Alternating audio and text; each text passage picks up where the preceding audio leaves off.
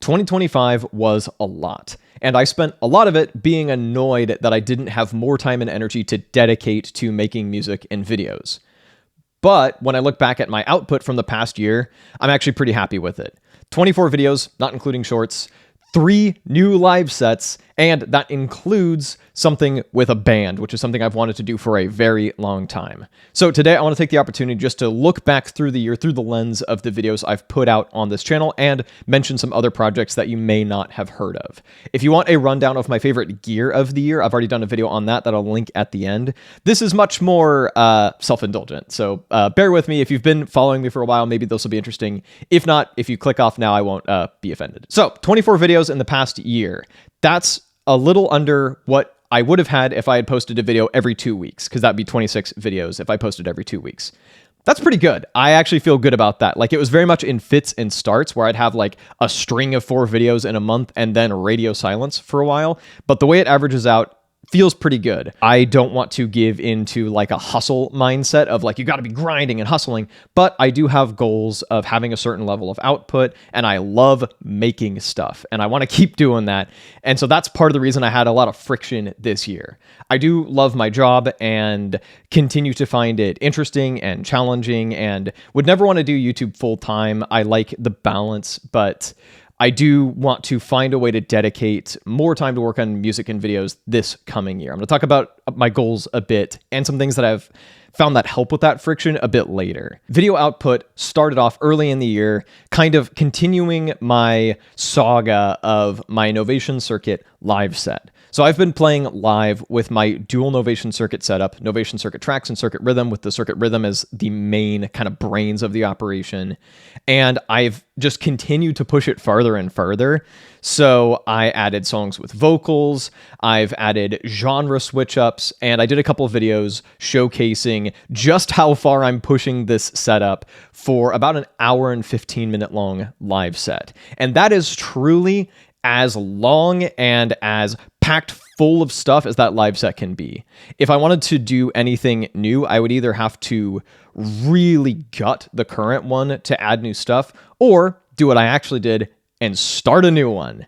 So once I kind of hit the cap of what my live set could be, I immediately loaded in just a ton of new sounds, mostly a blank slate, and started making new stuff. And went in spurts, once again, periodically working on a live set 2.0 throughout the year. And let's come back to that because that didn't hit YouTube for quite a while and still has not fully. So those videos are a continuation of the live set that I've been showcasing on this channel in 2024, so that doesn't count towards the new live set count. The next one does, my Roland MC707 live set. And this is a full-on synthwave 25 to 30 minute live set that I created mostly from existing stuff, especially stuff that I made on my MC101, and added some new material to over time. And I think it sounds really nice. I've often brought in the hologram microcosm to add some shimmer and flavor to it. But ultimately, I finally got the use out of my Roland MC707 that I wanted to. I really like it in a live setting, but skipping forward a bit, the one thing I didn't like about it is that it was very linear, very straightforward. And sometimes there would be moments where the only thing I have to do is twiddle filter cutoff knobs, and that doesn't feel as live as I would want. So later on in the year, and I did a video about this later in the year, I got a Roland SPD-SX so that I could play live drums as part of my Roland MC707 set. And that really elevated it. Both for me, I was having more fun, could be more expressive and have stuff to do all the time, but also for the audience. Seeing someone just standing there turning knobs and pushing buttons is not super exciting. If it's in a dance music context, that's fine. But if it's in like an experimental electronic music showcase, like I've been lucky enough to play a few of this year, including in a mausoleum, which was kind of wild, you want to see someone doing something that's understandable to both casual musicians and non-musicians. So incorporating drums was a really big step, and that's been a lot of fun. So that's the first new live set, is my Roland MC707 synthwave live set. And you can hear the first full version of that before I added the live drums at the playlist I'll link at the end of this video. Around the middle of the year, content-wise, I hit the MPC1 hard because I have tried to move away a bit from making purely gear focused videos, because I don't really like the consumerist treadmill either from a big picture standpoint. Like, I don't think that's a healthy thing to be promoting all the time, and I felt bad about promoting it as a gear YouTuber. And I don't like having a revolving door of gear going in and out of my studio. Like, it's just more than I want to keep track of, like the logistics, and it takes away from what I really want to be doing, which is making the music that I want to make and sharing it with an audience, and then talking about what I want to talk about. And I understand that that can result in lower views, and in fact, in the past year it has. Although, to be fair, gear YouTube pretty much across the board seems to have taken a hit in views, and I'm guessing part of it is like a post-pandemic thing. People are not as glued to their screens as they were in the early 2020s, and part of that is more competition. There's a lot more people doing music gear and music gear adjacent content, and I was very lucky to make some of the content I did at the time that I did, and it was a big boost to viewership. But I have accepted the fact that, like, I'm incredibly lucky to have an audience for the kind of stuff I do, and if focusing on gear less results in fewer views, I just have to make my peace with that, because that's how it goes, and I'm ultimately okay with that, because once again, I am incredibly lucky to have an audience that will watch things like this, or a 20-minute live set of just pure music that came out of my brain. Having a couple thousand people watch that is awesome, and I'm really grateful for that. So I tried a new format this year, and that was basically going back to what I used to do on this channel years ago, which is making beats completely from scratch on camera. And the big difference here was just, for the most part, other than doing a bit of light commentary, I would pretend like the cameras weren't on. So I would take as much time as I needed, sometimes like 3 hours in a single session, tinker with stuff endlessly, iterate stuff, don't worry about being entertaining, just make something I like on camera, and then we can worry about the editing later. And that was an interesting experiment. I'd like to do more of it, but there are a couple things that cropped up that I hadn't fully thought through. First of all, they're a pain in the ass to edit, and my editor, Coastline Creative, has been incredibly patient with me, but it's not sustainable to edit one of those every week, and maybe not even every month. And so I have to be very cognizant of what's sustainable for both of us. The other thing is that it still adds a bit of pressure onto the music making process. I mentioned earlier that I felt kind of frustrated by my inability to find enough free time to lock in on music, but also enough energy, because I've been doing a lot this year, and you'll hear more about that as we go, but you're already probably starting to have an inkling of it. And sometimes I get home from work and I just want to sit on the couch and watch YouTube. And so what I found after, TMI warning, what I found after having surgery on a hernia in my groin, I said this was going to be TMI, is that that first week that I spent a lot of time on the couch, I actually had really, really good musical productivity, because I was just sitting on the couch with nothing else to do, and eventually got bored of watching YouTube and pulled up my Novation circuits and my Ableton Move and had a great time. And it made me remember part of the reason I got into groove boxes and portable devices in the first place. Making beats on the couch, as simple and silly as that sounds, reduces the pressure to be productive and creative and makes it a lot more casual. And ironically, that makes me a lot more likely to make something good that I'm happy with, because I have lowered expectations. I'm able to just like chill out, second guess myself less, but also be more comfortable with iterating and not feeling like I have to get at something I like immediately. So I'm happy to just kind of take my time. And it makes it feel less like work, less like a grind, and more recreational. And so that's something that I want to lean into a lot more. And so I might kind of go back to the here's something I made and here's how I made it format, because that lends itself well to making stuff off camera and then eventually showcasing, hey, here's what I made, here's what you can learn from it. I'll probably go back and forth a bit. We'll see how that goes. I've also been on quite a techno kick this year, mostly making stuff on my dual Novation circuit setup and on the MPC. And that's been something that's been really fun to explore, and I want to continue to do more with in the coming year. Speaking of the MPC, I've been mostly checked out of new gear releases. And in fact, one of the only new pieces of gear I bought is the SPDSX, which is an old piece of gear. And in fact, I got it used. But one of the few new developments that I have been paying close attention to is the MPC Live 3. And with that, the release of the MPC Pro pack that allowed all standalone MPCs for a price to do clip launching. And I did do a video on that and also got to showcase some techno I made in the process, and that was cool. The MPC Live 3 content is coming, and it'll be here sooner than you think.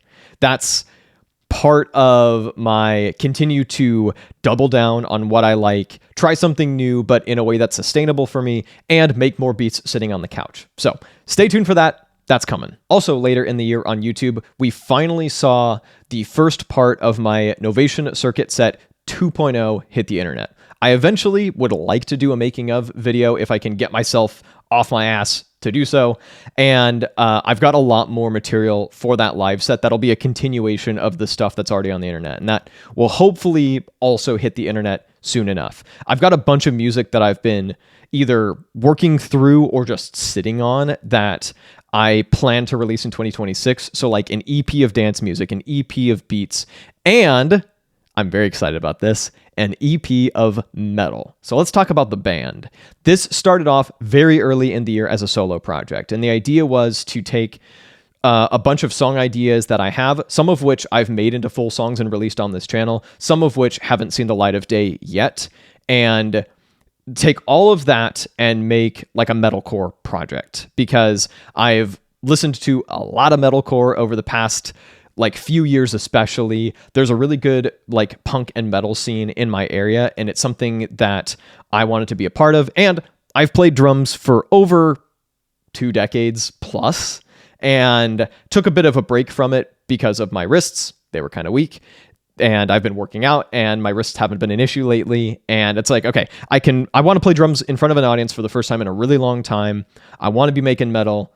Let's do it. So I just started it as a solo project. And the idea was I would get vocalists that I've either worked with online or local vocalists and local bands and feature them on stuff, and then eventually build a band lineup and perform this thing.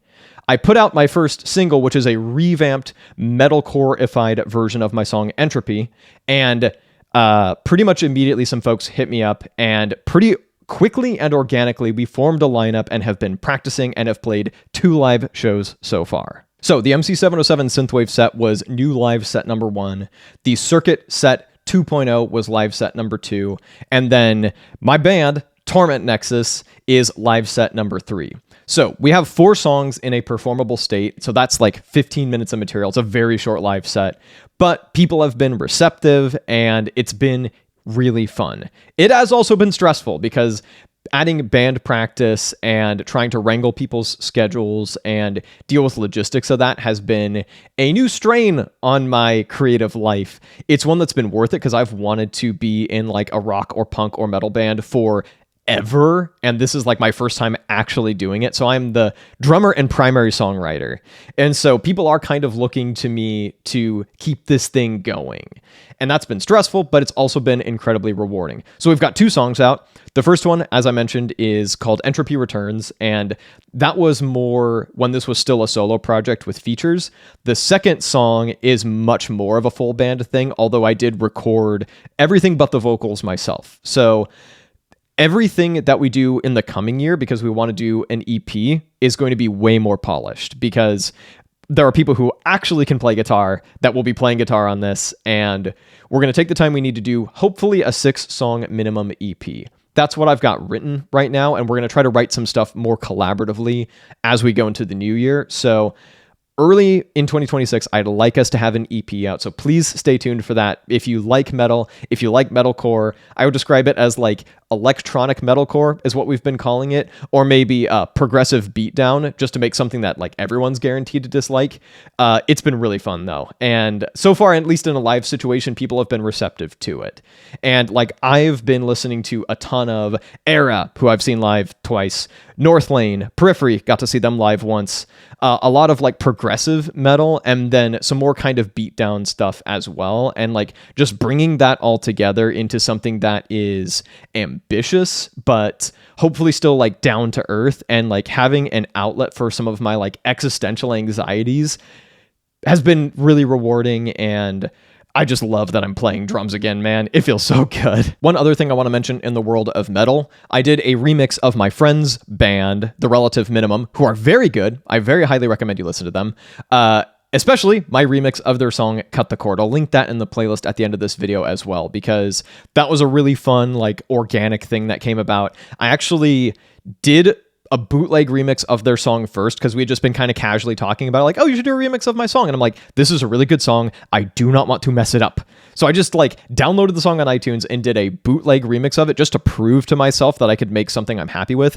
Then I showed it to them and they loved it and sent me the like individual tracks, you know, vocals, drums, guitar, bass, all that stuff. And I made a proper full remix.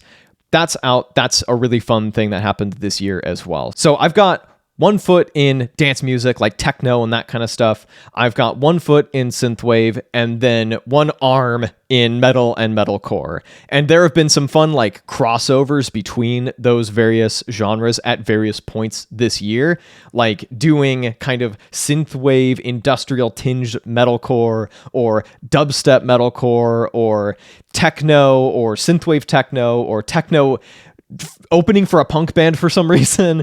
Like, I've done all those things this year and I've gotten a lot of opportunities to play live, including in some just weird, cool places. And ultimately, I'm very happy with how this year went, even though I have been stressed and overwhelmed for most of it. So going into next year, I think I've said what most of my goals are, but my main thing is that I want to double down on what I like, double down on the gear I like, introduce new gear carefully and thoughtfully, and make music that I want to make that I think sounds cool for an audience that will likely be quite a bit smaller than my full subscribership, and make my peace with that. I also want to have a bunch of the music that I've been slowly working on finally hit the internet. So you're going to hear Novation Circuit Live Set 2.0 Part 2, hopefully like a mega Novation Circuit live set, because I've got some kind of creative ways I've extended the set to be a bit longer and more fluid and flexible. I want to do some more stuff with the MC707, and I want y'all to hear the Torment Nexus full EP. Plus, I've got some full techno songs that I just need to sit down and lock in and finish, and that has been continually pushed to the back burner, which has been frustrating, but that's something I eventually want to make into a full EP and maybe even dabble in like actually DJing. It's something that I've resisted and kind of rejected for a long time, but it might open up more opportunities for me to play both locally and otherwise. So I think it's something that I should at least know how to do and do well enough to get an excuse to play my own music. It's like putting a dog like medicine in peanut butter or like wrapped in a piece of cheese or something. It's like, that's how I trick people into listening to my music, because I get good at DJing other people's music and then sneak my own stuff in there as much as I can. That's the thought anyway. None of this is a guarantee. I do kind of let myself get dragged around by like my interests and my whims because I don't do this full time, because I don't rely on this for income. That also means, though, that I've been a little more unfocused than I'd like to be, so that's still a balance I'm trying to find. All that being said, if you made it this far, thank you so much. If you'd like to see a playlist of some of the stuff I talked about today, I've got you covered up over here. And whether you've been watching one video or many, thank you so much, and here's to a very musically oriented 2026.